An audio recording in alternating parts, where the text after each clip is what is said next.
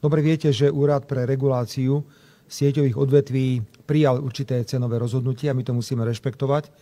Tieto cenové rozhodnutia by v praxi viedli k zdražovaniu plynu a tepla v pomerne výraznom rozsahu, ale my sme sa rozhodli doručiť to, čo sme slúbili slovenskej verejnosti, že príjmeme potrebné kompenzačné opatrenia. Ďakujem pekne, dámy a páni. Dovolte mi ako predsedovi politickej strany Hlas sociálna demokracia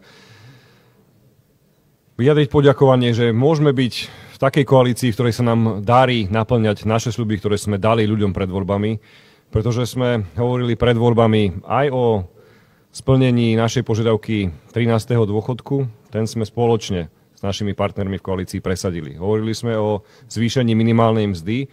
Tu sa nám rovnako podarilo spoločne s koaličnými partnermi presadiť na úroveň až 1 000 eur niekoľko mesiacov.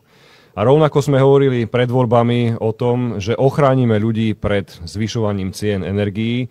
A som dnes rád, že tu môžem stáť a potvrdiť pozitívnu správu, o ktorej už predseda vlády povedal, že sa ceny energií pre domácnosti v budúcom roku nezvýšia ani o 1 euro. A tým pádom sme na sume 235 miliónov eur, tak ako hovoril pán premiér, ktoré boli už alokované v rozpočte priamo pre kompenzácie na účte Ministerstva hospodárstva. 235 miliónov eur v budúcom roku.